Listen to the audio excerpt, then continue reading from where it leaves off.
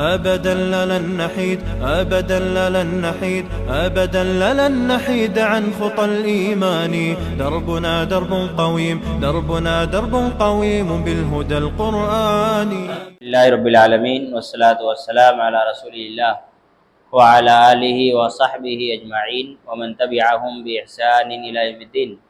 اشہد ان لا الہ الا اللہ وحدہ لا شریک لہ واشہد ان محمدا عبدہ ورسولہ. اما بعد،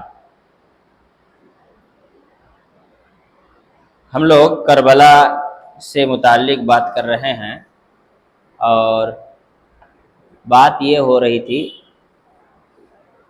کہ حضرت امیر معاویہ رضی اللہ تعالی عنہ اپنے زندگی کے آخری ایام میں اپنے بیٹے یزید کے لیے لوگوں سے بیعت لیے. کیوں لیے، کیا ریزن تھا، اس سے پہلے والے پارٹ میں ہم اس پر گفتگو کیے ہیں کہ کیا ریزنز تھے، کیا پولیٹیکل سچویشن تھا. عموماً صحابہ اکرام جو بچے تھے وہ درس حدیث میں مصروف ہو گئے تھے، کوئی آگے بڑھ کر کے خلافت کو لینے کے لیے تیار نہیں تھا. اس کی ایک دلیل یہ بھی ہے کہ جب یزید کی وفات ہوئی، اچانک یزید کا انتقال ہو گیا، یزید کی وفات ہوئی، تو کوئی بھی آگے بڑھ کر کے خلافت لینے کو تیار نہیں تھا. نتیجہ یہ ہوا کہ یزید کے ایک بیٹے کا نام تھا معاویہ، لوگوں نے اس کو خلیفہ بنا دیا زبردستی. وہ بن گئے، کچھ دن رہے، اس کا چھوڑ دیے، نہیں رہنا ہم کو خلافت میں، ہمیں یہ ذمہ داری نہیں اٹھانی ہے. اس کے بعد عبداللہ ابن زبیر رضی اللہ تعالی عنہ اس دور میں مکے میں اپنا خلافت قائم کر چکے تھے، لیکن اس دور میں صرف مکے میں حاکم اسلام تھا، باقی پورے اسلامی ممالک میں کوئی خلیفہ اور حاکم نہیں تھا، کوئی آگے بڑھ کے خلافت لینے کو تیار نہیں تھا. جو صحابہ کرام بچے تھے، کوئی حدیث پڑھنے میں، کوئی پڑھانے میں، یہی سب چیزوں میں مصروف تھے.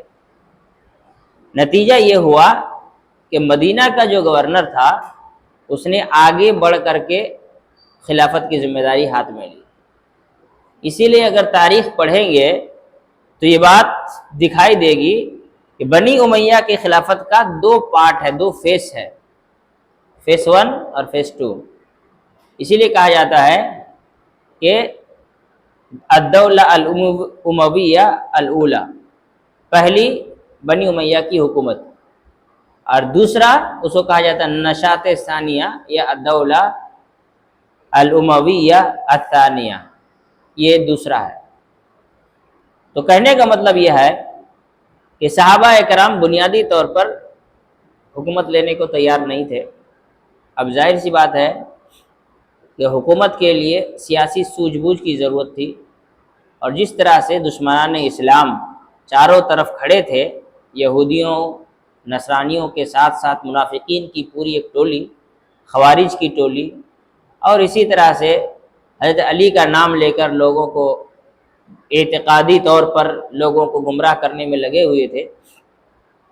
حضرت امیر معاویہ رضی اللہ تعالیٰ عنہ نے دیکھا کہ اگر میں یوں ہی چھوڑ دوں، کسی کو خلافت نہ دوں، تو پھر جو خون بہے گا اس کی کوئی حد اور انتہا نہیں ہے. اس لیے کہ پھر کیا ہوگا، ہر اسٹیٹ کا آدمی چاہے گا کہ خلیفہ ہمارے یہاں سے ہو، ہے نا. اب چھوٹی سی مثال لے لیجئے، ہندوستان ہے نا. ہندوستان میں ٹوٹل کتنے اسٹیٹس ہیں؟ 19 کہ 29. ان 29 میں جہاں بھی لوگ بات چیت کرتے ہیں، نارملی کسی سے بھی بات کرو کہ کون پی ایم بنے گا، تو ہر آدمی چاہتا ہے کہ پی ایم ہمارے اسٹیٹ سے ہو، ہے نا.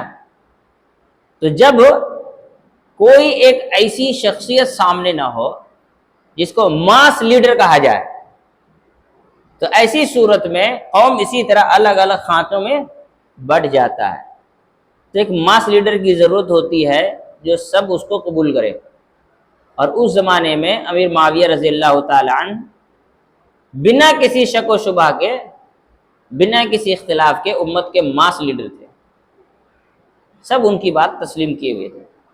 اب ان کے بعد کون ہو؟ اس لیے کہ صرف خلیفہ بن کے حکومت چلانا تو نہیں ہے، جنگیں بھی ہوتی ہیں، لڑائیاں بھی ہوتی ہیں، جنگی سوجھ بوجھ کی بھی ضرورت ہے۔ کس کو بنا دیا جائے؟ تو لوگوں نے کہا کہ اگر آپ کوفہ سے کسی کو بنا دیں گے، کوفہ والا ملک شام کے لوگوں کو زندہ نہیں چھوڑیں گے، کاٹ دیں گے، دشمنی جو ہے نا، کوفہ والوں میں سے اگر کسی کو بنا دیں گے تو اختلاف بڑھے گا، اہل مدینہ سے کسی کو بنائیں گے تو کوفہ والے اس سے جنگ کریں گے۔ ٹرینگل ہے، ایک کون ہے مدینہ، ایک ہے کوفہ اور ایک ہے سیریا۔ کوفہ میں سے اگر کوئی کھڑا ہوگا یا حضرت حسین ہی اگر مستقبل میں کھڑے ہو جائیں تو ایسی صورت میں کوفہ والے ان کے ساتھ غداری کریں گے نہیں، اس کی کوئی گارنٹی ہے؟ تو حضرت علی کو بھی تنگ کیے، حضرت حسن کو بھی تنگ کیے۔ ایک ایسا لیڈر ہو جس کے پیچھے لوگ پوری کی پوری لائلٹی کے ساتھ، ایمانداری کے ساتھ، وفاداری کے ساتھ کھڑا رہے، ایسے آدمی کی ضرورت ہے۔ حضرت امیر معاویہ رضی اللہ عنہ اور کئی صحابہ اکرام اور بہت سارے دوسرے لوگوں نے غور کیا کہ ایسی صورت میں سیریا ایک ایسی جگہ ہے جہاں پر مکمل طور پر لوگ حضرت امیر معاویہ کے کہے پر آنکھ بند کر کے تسلیم کرنے کو تیار ہیں، گردن کٹانے کو تیار ہیں۔ بقیہ کوئی دوسری جگہ ایسی نہیں ہے جہاں سے کسی کو خلیفہ یا امیر متعین کر دیا جائے تو لوگ پوری لائلٹی کے ساتھ ان کے ساتھ کھڑے ہوں گے، ایسا کوئی نہیں ہے۔ مدینہ وہاں بھی کوئی نہیں ہے، کوفہ وہ لوگ خود ہی غدار ہیں، بچتا ہے کون؟ سیریا، دمشق جس کو کہتے ہیں، سیریا، جہاں جسے ملک شام کہتے ہیں، حضرت امیر معاویہ تھے۔ اور سارے کے سارے سیریا کے لوگوں کی پہلی چاہت کیا تھی؟ فرسٹ چوائس کہ یزید کو بنایا جائے۔ اور سوال ہے کہ کیا یزید کے اندر قابلیت تھی کہ نہیں تھی؟ حضرت امیر معاویہ رضی اللہ تعالیٰ عنہ کی زندگی میں یزید کئی جنگوں میں کمانڈر ان چیف رہ چکا ہے، جنگ کی اس کو اچھی پہچان یہ ہے۔ دوسرا، ایک آدمی ایک ایسے گھر میں پلا بڑھا ہے جس گھر میں روزانہ پالیٹکس پر ہی باتیں ہوتی ہوں، تو اس انسان کے اس میں، اور ایک نہایت متقی پرہیزگار انسان کے گھر میں جہاں پر کبھی سیاست کے بارے میں گفتگو نہیں ہوئی ہو، اس انسان میں کتنا فرق ہوگا؟ کسی کا حاکم بن جانا اس بات کی دلیل نہیں ہے کہ وہ زیادہ متقی ہے۔ کسی انسان کا حاکم بن جانا اس بات کی دلیل نہیں کہ وہ زیادہ متقی ہے، کیونکہ حضرت امیر معاویہ رضی اللہ تعالیٰ عنہ جب امیر بنے اس وقت عشرہ مبشرہ میں سے کئی صحابہ زندہ تھے۔ یقیناً عشرہ مبشرہ کو حضرت امیر معاویہ سے زیادہ اہمیت ہے، ان کی زیادہ فضیلت ہے، لیکن کیا وہ عشرہ مبشرہ حکومت کے گر اور ان کے طور طریقے سے واقف تھے؟ نہیں۔ اللہ کے رسول صلی اللہ علیہ وسلم کی ایک حدیث ہے کہ الائمۃ من قریش، کہ حاکم جو ہوگا وہ کس میں سے ہوگا؟ کیوں کہا اللہ کے رسول صلی اللہ علیہ وسلم نے؟ بہت سی چیزیں موروثی ہوتی ہیں شریعت میں، اس بات کو پہلے سمجھیں۔ کسی بھی انسان کو نسل کے بنیاد پر، خاندان کی بنیاد پر عبادتوں میں زیادہ اجر و ثواب نہیں ملنے والا ہے۔ کوئی آدمی فلاں خاندان سے ہے تو وہ عبادت کرے گا تو زیادہ ثواب ملے گا، کوئی آدمی اگر فلاں خاندان سے نہیں ہے تو اس کو کم ثواب ملے گا، ایسا شریعت میں نہیں ہے۔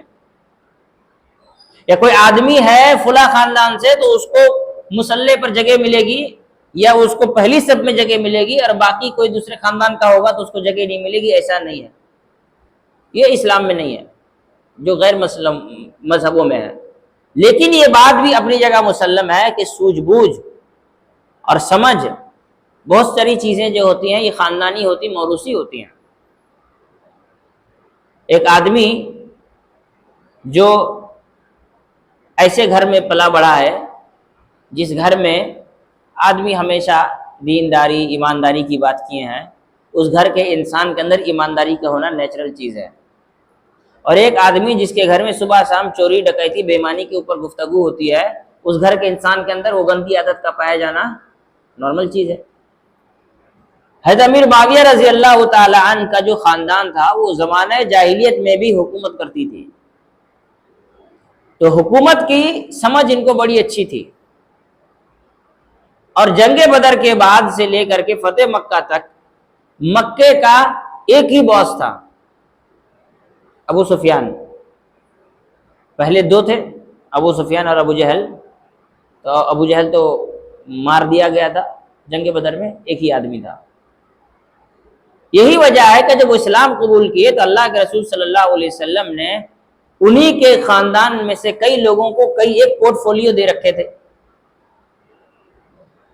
حضرت ابو بکر رضی اللہ تعالی عنہ نے امیر معاویہ رضی اللہ تعالی عنہ کے بڑے بھائی جن کا نام یزید تھا، وہ بھی صحابی تھے۔ ابھی کوئی بولے گا یزید رضی اللہ تعالی عنہ تو بولیں گے کس کو بول رہے ہیں؟ بھائی یزید نام کے کئی صحابی گزرے ہیں، ایک جنگ بدر میں شہید بھی ہوئے تھے، وہ بھی رضی اللہ عنہ، اور ایک حضرت امیر معاویہ کے بڑے بھائی تھے یزید، ان کو حضرت ابو بکر رضی اللہ تعالیٰ عنہ کے زمانے میں سیریا کی گورنری ملی ہوئی تھی۔ حضرت ابو بکر کے زمانے میں حضرت امیر معاویہ کے خاندان سے 6 لوگوں کو پورٹ فولیو ملا ہوا تھا، 6 نہیں 5 لوگوں کو۔ پھر حضرت عمر کے زمانے میں یزید کا انتقال ہو گیا، تو ان کے جگہ پر یہ پورٹ فولیو حضرت اب عمر رضی اللہ عنہ نے امیر معاویہ رضی اللہ تعالیٰ عنہ کو دی۔ پھر حضرت عثمان رضی اللہ عنہ کے زمانے میں ایک اور اسٹیٹ کا گورنر جب انتقال کر گیا تو حضرت عثمان رضی اللہ عنہ نے حضرت امیر معاویہ کو دونوں کا پورٹ فولیو دے دیا۔ تو سمجھ بوجھ یہ موروثی بھی ہوتی ہیں، گھر میں جیسا ماحول ہوگا آدمی ویسے ہی سمجھے گا۔ وکیل کے گھر میں وکیل، ڈاکٹر کے گھر میں ڈاکٹر تو ہوتا ہی ہے، بہت ریئر کیس ہوتا ہے کہ آدمی ادھر ادھر ہوتا ہے، تو سوجھ بوجھ بھی تھی۔ تو ایسی صورت میں یہ دیکھا گیا کہ ابھی اگر اپنی زندگی میں پروجیکٹ کر دیا جاتا ہے تو مستقبل میں خطرات بہت کم ہوں گے۔ تو نتیجہ یہ ہوا کہ انہوں نے اپنے بیٹے کے لیے تمام لوگوں سے کہا کہ بیعت کرو، لوگوں نے بیعت کی۔ بہت سے صحابہ کرام نے انکار کر دیا، بہت سے، ایک دو نہیں، کہا کہ ہم ایک آدمی کے زندہ رہتے ہوئے دوسرے کی بیعت نہیں کریں گے، جب ان کا انتقال ہو جائے گا تب دیکھا جائے گا۔ پھر حضرت امیر معاویہ رضی اللہ تعالیٰ عنہ کا انتقال ہوا تو ایسی صورت میں ان سارے لوگوں نے بیعت کر لی یزید کے نام پر جو لوگ پہلے انکار کیے تھے۔ یہاں ایک بات محمد الصلابی لکھتے ہیں حضرت حسین کے حیات و خدمات پہ جو انہوں نے کتاب لکھی ہے اس میں، کہ حضرت امیر معاویہ کی زندگی میں جو بیعت ہوئی تھی اس میں حضرت حسین بیعت کر چکے تھے۔ اس کا مطلب یہ ہوا کہ حضرت حسین نے یزید کے نام کے بیعت کا انکار کبھی نہیں کیا، پہلا۔ دوسرا، جب یزید کا حضرت امیر معاویہ کا انتقال ہو گیا 22 رجب کو، تو ظاہر سی بات ہے خبر پہنچنے میں 3-4 دن تو لگی ہوگی مدینہ تک، نہ ٹیلی فون تھا، نہ پیجر تھا، نہ فیکس تھا، نہ فیس بک تھا۔ ایک آدمی جائے گا دور تک جا کے خبر دے گا، تو گیا خبر دینے کا گیا ہوگا، 2-3 دن لگا ہوگا۔ اس کے بعد اب یزید کے نام پہ بیعت ہوئی، تو ایسی صورت میں حضرت حسین رضی اللہ تعالیٰ عنہ کے پاس بھی لوگ پہنچے کہ آپ بیعت کیجئے۔ اب کیا ہوا؟ کیا حضرت حسین رضی اللہ عنہ بیعت کیے یا انکار کیے؟ تو جواب یہ ہے کہ حضرت حسین رضی اللہ تعالیٰ عنہ نے کہا کہ میں گھر کے اندر بیعت نہیں کروں گا، میں اعلانیہ بیعت کروں گا، اوپن اوتھ سیریمنی ہے نا، بندوبست کرو مسجد میں، سب لوگوں کو اکٹھا کرو، میں سب کے سامنے بیعت کروں گا۔ یہ حضرت حسین رضی اللہ تعالیٰ عنہ نے کہا۔ اب سوال یہ ہے کہ حضرت حسین نے جب بیعت کرنے کا وعدہ کیا تو پھر بیعت کیا کیوں نہیں، اور کیوں کہا کہ میں گھر میں بیعت نہیں کروں گا، میں مسجد میں سب کے ساتھ اکٹھا بیعت کروں گا اعلانیہ طور پر؟ تو اس سوال کا کوئی جواب نہیں ہے، اس لیے کہ انہوں نے یہ بات کسی کو بتایا نہیں۔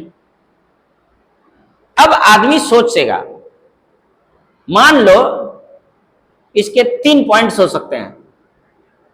ایک، حضرت حسین رضی اللہ تعالی عنہ کو سمجھنے کے لیے کچھ مہلت چاہیے تھی کہ ہاں ہم کو بیعت کرنا چاہیے کہ نہیں کرنا چاہیے۔ نمبر 2، وہ بیعت نہیں کرنا چاہتے تھے اس لیے ٹال رہے تھے۔ اگر یہ دونوں ریزن دیکھتے ہیں تو ایسی صورت میں اس سے حضرت حسین کے شان میں گستاخی ہوگی۔ نمبر ایک، سوچنے کے لیے ٹائم چاہیے تھا، تو سوال ہے حضرت امیر معاویہ کی زندگی میں تو آپ بیعت کر چکے تھے، پھر اب سوچنا کیا ہے نا۔ دوسرا نقطہ، وہ بیعت نہیں کرنا چاہتے تھے، اس لیے وہ تھوڑا چاہتے تھے کہ بات ادھر ادھر ہو جائے، تو نعوذ باللہ حضرت حسین تب تو جھوٹے ہو گئے کہ بیعت نہیں کرنا چاہتے ہیں لیکن کہتے ہیں کہ میں مسجد میں کروں گا، گھر میں نہیں کروں گا، ہے نا۔ جو ہمارے یہاں کے لوگ کرتے ہیں کہ ہم پہلے اس سے بولو، پہلے اس سے کروا لو، پہلے اس سے کروا لو، پھر میں، ہے نا۔ بھائیوں میں جب جھگڑا ہو جائے زمین کے بٹوارے کا، تو ایک دن بولے گا چلیے سب بھائی بیٹھ جاتے ہیں، بولے نہیں پہلے اس کو بولو، وہ کب بیٹھے گا؟ جس دن وہ بولے گا اس دن میں بزی ہو جاؤں گا، پھر نہیں آج مجھ سے نہیں ہوگا، پھر جس دن میں تیار ہوں اس دن وہ تیار نہیں ہوگا، اس سے کیا ہے معاملہ کھینچتا چلا جائے گا، ہے نا۔ یہی تو ہوتا ہے۔ تو نعوذ باللہ حضرت حسین رضی اللہ عنہ جو نبی کے نواسے ہیں، جن کی رسول اللہ صلی اللہ علیہ وسلم نے بچپن میں دیکھ بھال کی ہے، ان کے لیے یہ بات کہنا کہ وہ نہیں کرنا چاہتے تھے اس لیے اس طرح کیے، یہ غلط بات ہوگی۔ تو ایسا کیوں کہا ہوگا انہوں نے؟ انومان ہے کہ اس سے پہلے 3 بیعتیں اعلانیہ ہوئی تھیں، یہ ان کا گھریلو مسئلہ تھا۔ پہلا، حضرت ابوبکر رضی اللہ تعالیٰ عنہ کی زندگی میں جب حضرت ابوبکر خلیفہ بنے تو عموماً حضرت فاطمہ بیمار رہا کرتی تھی رسول اللہ صلی اللہ علیہ وسلم کے انتقال کے بعد، والد کے انتقال کا غم بھی ہے اور بیماری وغیرہ لگی رہتی تھی، پریشان رہتے تھے، تو حضرت علی باہر بہت کم دکھتے تھے۔ جب حضرت فاطمہ رضی اللہ تعالیٰ عنہ کا انتقال ہو گیا تو اس کے بعد وہ جب باہر نکلنے لگے، لوگوں سے ان کا انٹریکشن بڑھنا، تو ان کو یہ بات معلوم ہوا کہ لوگوں میں بات پھیلی ہوئی ہے کہ حضرت علی حضرت ابوبکر سے ناراض ہیں، وہ حکومت کرنا چاہتے تھے، وہ خلیفہ بننا چاہتے تھے، نہیں ملی اس لیے حضرت ابوبکر سے ناراض ہیں۔ یہ صحیح مسلم جلد ثانی کی حدیث ہے۔ تو حضرت ابوبکر رضی اللہ تعالیٰ عنہ سے حضرت علی نے کہا کہ ایک دن مجلس بلائیے مسجد میں آپ کے پاس آؤں گا، کچھ کام ہے۔ کیا کام ہے؟ کہا بلائیے نا۔ حضرت ابوبکر رضی اللہ تعالیٰ عنہ نے لوگوں کو بلایا، بٹھائے مسجد میں۔ اس کے بعد حضرت علی نے تقریر کی کہ میرے دل میں کبھی بھی اس طرح کا کوئی بھی ارادہ نہیں تھا، چنانچہ میں پھر سے حضرت ابوبکر کے ہاتھ میں بیعت کرتا ہوں۔ دوبارہ انہوں نے حضرت ابوبکر رضی اللہ عنہ کے ہاتھ میں بیعت کی اعلانیہ مسجد میں، اور پھر وہ حکومت کا حصہ بھی بنے، کیا کہتے ہیں، چیف جسٹس بھی بنے، مدینہ میں رہتے تھے۔ تو ایسی صورت میں پہلی مثال۔ دوسری مثال، جب حضرت عثمان رضی اللہ تعالیٰ عنہ شہید کر دیے گئے تو لوگ آئے حضرت علی کے پاس، کہا کہ آپ حاکم بنیے، خلیفہ بنیے۔ تو حضرت علی رضی اللہ تعالیٰ عنہ نے پہلے منع کیا کہ نہیں، ہم نہیں بنیں گے، ہمارے علاوہ کسی اور کو پکڑ لو۔ لوگوں نے بڑا ضد کیا، یہاں تک کہ جن لوگوں نے حضرت عثمان کو شہید کیا ان لوگوں نے کہا کہ آپ اگر خلافت نہیں لیں گے تو ہم لوگ مدینے میں بہت سارے انوسینٹ لوگوں کا لیکن خون بہانے کو تیار ہیں، قتل و غارت گری ہوگی مدینہ میں۔ تو حضرت علی رضی اللہ عنہ نے کہا کہ کسی کا جان جائے، ناحق لوگوں کا خون بہے، اس سے بہتر یہ ہے کہ میں یہ ذمہ داری سر پہ لیتا ہوں۔ تو انہوں نے کیا کہا کہ لاؤ بیعت کرنا شروع کرو؟ نہیں، کہا مسجد میں آؤ، سب کو مسجد میں جمع کیا۔ اس کے بعد کہتے ہیں، یہ نہج البلاغہ کی عبارت ہے، دعونی والتمسوا غیری، مجھے چھوڑ دو، میرے علاوہ کسی اور کو پکڑ لو۔ انا مستقبلو امورا لہو وجوہ والہوان، کہ ہم ایک ایسے حالت میں کھڑے ہو گئے ہیں جس کی بہت ساری شکلیں ہیں، بہت سارا رنگ ہے، سمجھ میں نہیں آتا کیا صحیح ہے کیا غلط ہے، ٹھیک ہے۔ کہتے ہیں ان الآفاق قد اغارت، آسمان دھندلا ہو گیا ہے، والمحجۃ قد تنکرت، اور راستہ جو صاف ہے وہ انجان ہو گیا ہے، دکھائی نہیں دے رہا ہے راستہ کہ کس موڑ پر چلے اور کہاں چلیں، اس لیے مجھے چھوڑ کے کسی اور کو بنا لو۔ لوگوں نے جب خوب اصرار کیا تو انہوں نے مسجد میں بیعت لی۔ تیسرا واقعہ، جب حضرت حسن حضرت امیر معاویہ رضی اللہ تعالیٰ عنہ کے ساتھ صلح کیے تو انہوں نے حضرت امیر معاویہ سے کہا کہ اب کوفہ آئیے. دیکھیے حضرت حسن کی کتنی عزت کرتے تھے حضرت امیر معاویہ، اس کی دلیل دیکھیے. بیعت کسے کرنی ہے؟ حضرت حسن کو. کس کے ہاتھ پہ کرنی ہے؟ حضرت امیر معاویہ کو. بادشاہ کون ہے؟ حضرت امیر معاویہ. اب چاہیے کیا کہ کہاں جا کر کے بیعت ہو؟ گورنر ہاؤس میں، بادشاہ کے گھر جا کر کے بیعت ہو، وہاں جا کر کے بات ہو. لیکن حضرت امیر معاویہ رضی اللہ تعالیٰ عنہ کو حضرت حسن نے کہا کہ آپ کوفہ آئیے، میں بیعت کرنا چاہتا ہوں، تو یہ نہیں کہا کہ کوفہ میں تو سارے میرے دشمن پڑے ہوئے ہیں، تو مجھے مروانے کے لیے بلا رہے ہو کیا؟ نہیں کہا، بلکہ خود سیریا سے کہاں پہنچ گئے؟ کوفہ پہنچ گئے. جب گئے تو مسجد کے ممبر پر حضرت حسن نے حضرت امیر معاویہ رضی اللہ عنہ کو بٹھایا، پھر حضرت امیر معاویہ کے ہاتھ میں بیعت کی، تاکہ دنیا کو پتہ چل جائے کہ آج صلح ہو گئی ہے، آج کے بعد میرا نام لے کر کوئی کسی کو دھوکہ نہ دے. پھر حضرت حسین نے بیعت کی. پھر حضرت حسن کا جو چیف ان کمانڈر تھا اس نے بیعت کی. وہ تھوڑا سا آگے پیچھے ہو رہا تھا، کیونکہ آرمی والے کا پاس تھوڑا ایگو زیادہ ہوتا ہے، دماغ تھوڑا خراب ہوتا ہے ان لوگوں کا، ہے نا. جو آرمی والے ہوتے ہیں ان لوگوں کا دماغ تھوڑا خراب ہوتا ہے، کام نہیں کرتا جلدی. تو ایسی صورت میں کیا ہوا؟ ہاں، آرمی والے نا سمجھداری کم ہوتی ہے آرمی کے پاس. ان کو اگر لگا دو چین کے بارڈر میں لڑنے میں تو سب مر جائیں گے، لیکن ہٹیں گے نہیں پیچھے. اسی لیے دلی سے کمانڈ جاتا ہے کہ پیچھے ہٹو، وہاں سے ہٹو، تب بھی جلدی نہیں ہٹتے ہیں. ایک چٹکلا سناتا ہوں، سچا چٹکلا. 1962 میں انڈیا کا چائنا کے ساتھ کیا ہوا تھا؟ لڑائی ہوئی تھی. انڈیا ہار گئی، ہے نا.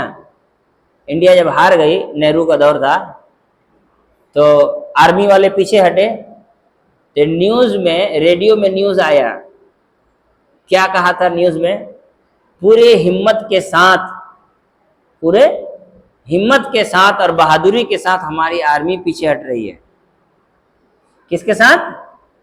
پوری ہمت اور بہادری کے ساتھ ہماری آرمی پیچھے ہٹ رہی ہے. آرمی پیچھے ہٹ رہی ہے. اب سوچے، ہمت اور بہادری سے پیچھے ہٹا جاتا ہے کہ آگے بڑھا جاتا ہے؟ لیکن یہ کہنا پڑا تاکہ آرمی کو یہ نہ لگے کہ مجھ کو بے عزت کیا جا رہا ہے، ورنہ پتہ چلا کہ وہ پیچھے ہٹنے کا نام ہی نہیں لے رہا ہے اور 2 کی جگہ 50 آدمی اور مارے گئے. تو آرمی والے کا دماغ جلدی کام نہیں کرتا، وہ کہتا ہے کہ وہ ماریں گے، جو بھی ہو جائے، مریں گے ماریں گے، جو ہوگا، پیچھے نہیں ہٹنا چاہتے ہیں. تو حضرت حسین نے کہا کہ قم وبایع فإنہ امامی، کھڑے ہو، بیعت کرو، یہ میرا امام ہے. جب حضرت حسین نے کہا، اور یہ جو جملہ ہے نا یہ بھی شیعوں کی کتاب ہی میں موجود ہے، تو ایسی صورت میں اس آرمی والے نے بھی بیعت کی. یہاں میں نے 3 چیز کا ذکر کیا ہے. ایک حضرت ابوبکر کی خلافت، حضرت علی رضی اللہ عنہ نے اعلانیہ بیعت لی، ایک حضرت علی رضی اللہ عنہ، اور ایک حضرت امیر معاویہ رضی اللہ تعالیٰ عنہ. یہ 3 واقعات اعلانیہ بیعت کے تھے حضرت حسین کے سامنے.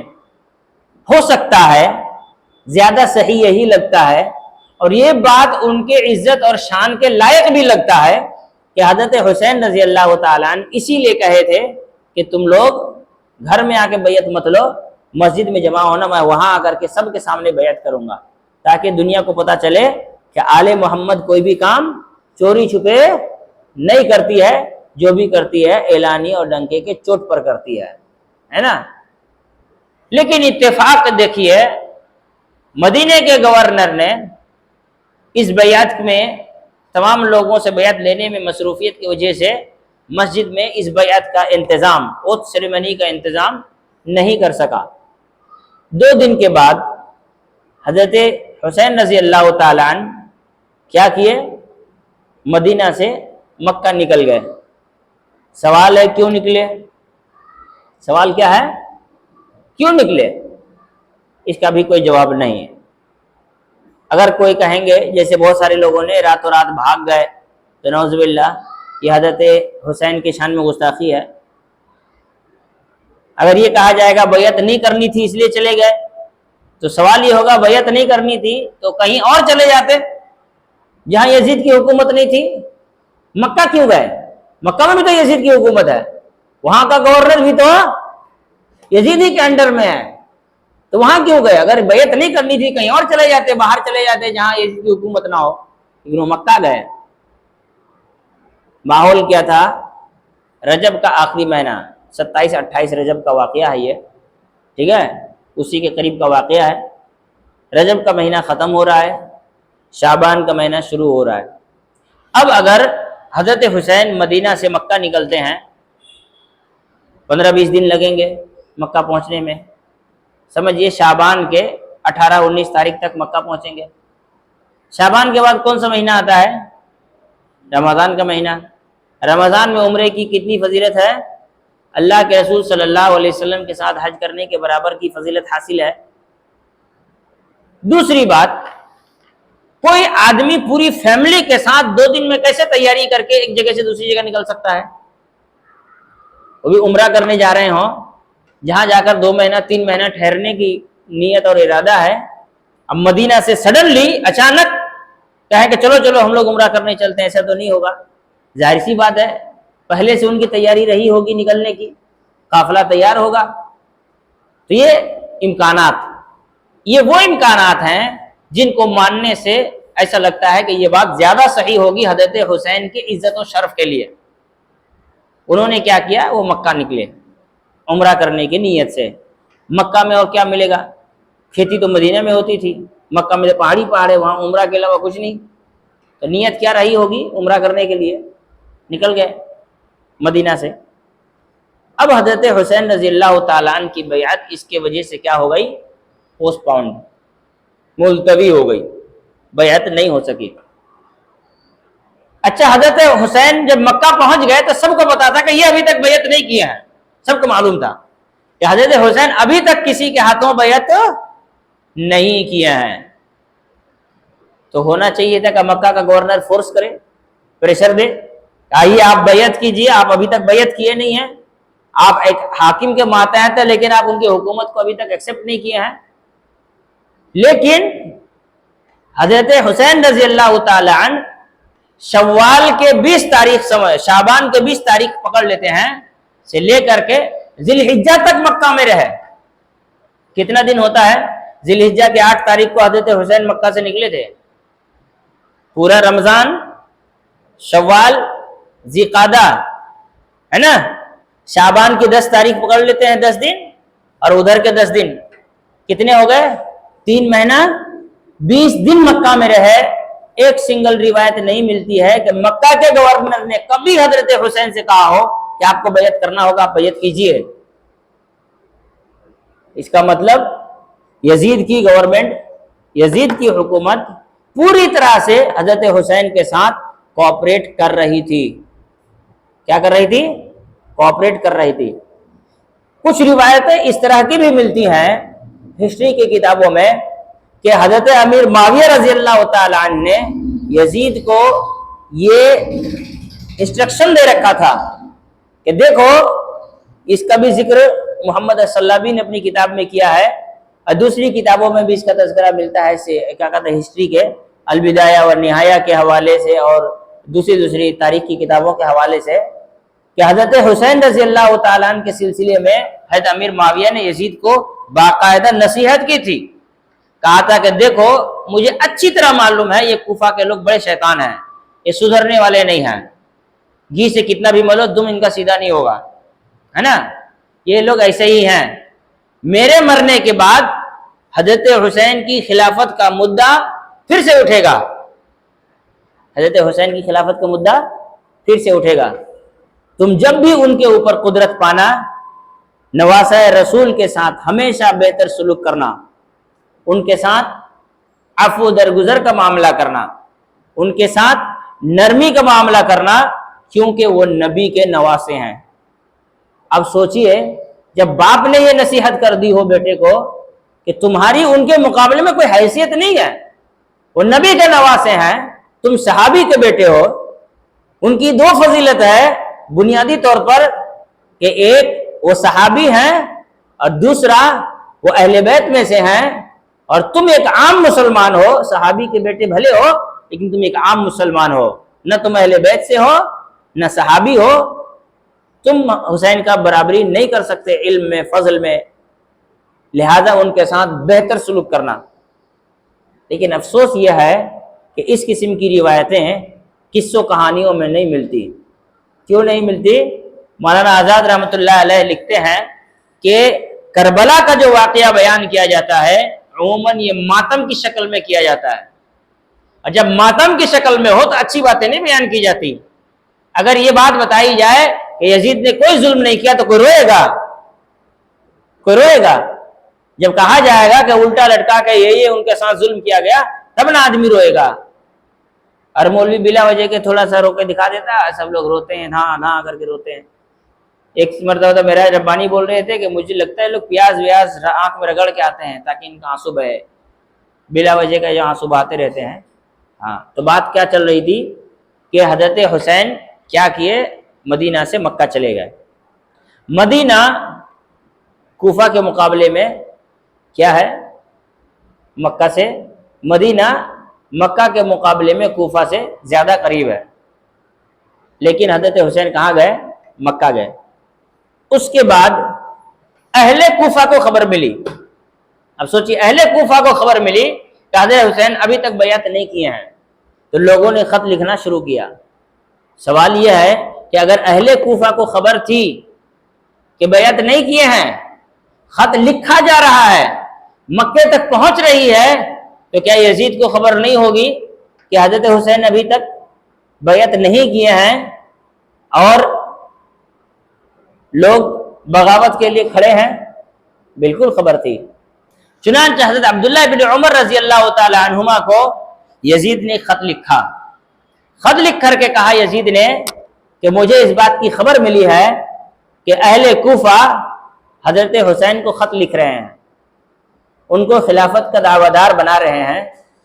آپ صحابہ اکرام میں دو اعتبار سے بڑے اہمیت کے حامل ہیں، ایک حضرت حسین صاحب کی عمر زیادہ ہے، دوسرا آپ کے علم اور فضل کا پوری دنیا میں چرچا ہے۔ ایک روایت آتی ہے کہ ایک آدمی کہتے ہیں کہ میں مکہ گیا حج کرنے کے لیے، طواف کیا تو دیکھا ایک کونے میں بھیڑ لگی ہوئی ہے، لوگ ایک دوسرے کے سر پہ چڑھ جا رہے ہیں، ایسے اچھل رہے ہیں کسی کے سامنے جانے کے لیے جیسے کہ کوئی کیڑا ہو جو موم بتی کے پاس جا کے پھڑپھڑا رہا ہو۔ میں نے سوچا بھائی یہ کون آدمی ہے جس کے پاس لوگ اتنی بھیڑ لگا کر کے بیٹھے ہوئے ہیں؟ صحیح روایت ہے یہ، غالباً سنن ابن ماجہ یا سنن ترمذی کی دو میں سے کسی ایک کی روایت ہے یہ۔ تو کہتے ہیں میں جب قریب گیا تو دیکھا ایک آدمی بیٹھ کر کے حدیث رسول سنا رہا ہے، اور لوگ یوں کہیے کہ گرے جا رہے ہیں، قدموں میں گرے جا رہے ہیں تاکہ ان سے حدیث سنیں۔ آپ سوچئے آج امت میں بہت سے علماء ایسے ہیں جب وہ آتے ہیں تو لوگ گرنے تک کے لیے تیار ہو جاتے ہیں، ہے نا؟ ابھی شیخ ابو زید ضمیر آئے تھے تو کیا حال تھا، ان کو گھیر کر کے نکالنا پڑتا ہے نا؟ ابھی آپ یوٹیوب وغیرہ میں دیکھیں گے شیخ سلیمان الرحیلی، ان کا حال دیکھیے۔ شیخ صالح الفوزان تو خیر اب بہت کم پبلک آتے ہیں، ان کی طبیعت بہت اچھی نہیں رہتی ہے، ورنہ شیخ صالح فوزان کا حال دیکھ لیجئے۔ جب آج کے اس دور میں لوگ ایک عالم کے پاس علم سیکھنے کے لیے اس طرح سے جا کے گر پڑتے ہیں، تو حضرت عبداللہ بن عمر جو صحابی رسول ہیں اور اس زمانے کے لوگ بہترین انسان جو موجود تھے، وہ کیوں نہ ان کے سامنے جا کر کے گریں؟ تو انہوں نے کہا کہ یہ کون ہے؟ تو کہا یہ عبداللہ بن عمر رضی اللہ عنہما ہیں جو لوگوں کو حدیث پڑھا رہے ہیں۔ تو یہ رعب، دبدبا، بلکہ یہ عزت تھی پوری امت میں حضرت عبداللہ بن عمر کی۔ تو یزید نے خط لکھا، سوچئے خیر خواہی نہیں ہے تو کیا ہے؟ یہ خط لکھ کے کہا جا رہا ہے کہ آپ اس مسئلے کو دیکھ لیجئے، یہ نہیں کہ مکے میں ہے اس کو مکے سے بھگاؤ، اریسٹ کرو۔ اس وقت جب یزید کو معلوم ہے کہ یہ کوفہ کے لوگ خط لکھ رہے ہیں، کوفہ پر انہوں نے ظلم و زیادتی نہیں کی، نہ کوفہ کا گورنر چینج کیا، لکھتے ہیں لکھنے دو ان لوگوں کو، اگر حضرت حسین انکار کر دے تو جھمیلہ ختم ہے، کیا ضرورت ہے کسی کے اوپر تشدد کرنے کی، ظلم و زیادتی کرنے کی، مار پیٹ کرنے کی، خون بہانے کی؟ یہ امت کے ساتھ خیر خواہی نہیں ہے تو کیا ہے؟ حضرت عبداللہ بن عمر رضی اللہ عنہما نے خط پایا، یزید کا جواب لکھا، کہا کہ آپ بالکل بے فکر رہیے، کوئی ایسا واقعہ پیش نہیں آئے گا جو امت کے لیے نقصان دہ ہو، جو ناپسندیدہ والا معاملہ ہو، ایسا کوئی واقعہ پیش نہیں آئے گا۔ حضرت عبداللہ بن عمر جب وعدہ کیے تو ظاہر سی بات ہے وہ حضرت حسین سے ضرور بات کیے ہوں گے، ہے نا، حضرت حسین سے گفتگو کیے ہوں گے، ان کو نصیحت بھی کیے ہوں گے، سمجھائے بھی ہوں گے۔ سوال یہ ہے کہ پھر حضرت حسین رضی اللہ تعالیٰ عنہ کیوں مکہ سے کوفہ نکلے، یہ سوال ہے، جبکہ ان کو عبداللہ بن عمر رضی اللہ عنہما اور بہت سارے صحابہ نے نصیحت کی تھی، سمجھایا تھا۔ انشاءاللہ اگلے درس میں اس پر ہم گفتگو کریں گے کہ کیا حضرت حسین کو کوفہ والوں پر اتنا بھروسہ تھا کہ وہ لوگ مجھے خلیفہ بنائیں گے تو میں جاؤں؟ کیا حضرت حسین رضی اللہ عنہ خلیفہ بننے کی نیت سے نکلے تھے؟ کیا حضرت حسین بغاوت کا تیور اختیار کیے تھے، یا ان کا مقصد کوفہ جا کر کے جو لوگ بغاوت کر رہے ہیں ان کو نصیحت کرنا تھا، ان کو سمجھانا تھا، ان کو بتانا تھا کہ دیکھو تم لوگ یہ ساری حرکتیں چھوڑ دو، ہم سب یزید کے ماتحت ایک ایسی حکومت میں رہیں جہاں جنگ و جدال نہ ہو؟ کیا تھا مسئلہ؟ اور وہ کون سی بات ہے جو حضرت حسین کے پرسنالٹی کو سوٹ کرتا ہے، نواسہ رسول کو سوٹ کرتا ہے، ان کے اخلاق کریمہ کو سوٹ کرتا ہے؟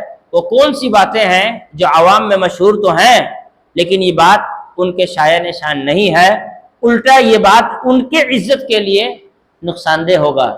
اس لیے کہ بہت سی باتیں میں نے جیسے کہا ہسٹری میں موجود نہیں ہے۔ حضرت حسین نے کسی کو جواب نہیں دیا، انہوں نے اپنی مرضی سے کوئی کام کیا تو اس کے بہت سارے اینگلز اور بہت سارے احتمالات، بہت سارے باتوں کے چانسز ہو سکتے ہیں۔ اس میں جو زیادہ صحیح ہوگا، جو زیادہ بہتر لگے گا، اسی کو ہمیں اپنانا چاہیے، نہ کہ سنی سنائی ایسی باتیں اپنا لیں جو باتیں حضرت حسین ہی کے لیے شان میں گستاخی کے باعث بن جائیں۔ اللہ تعالیٰ ہم تمام لوگوں کو سمجھ کی توفیق عطا فرمائے۔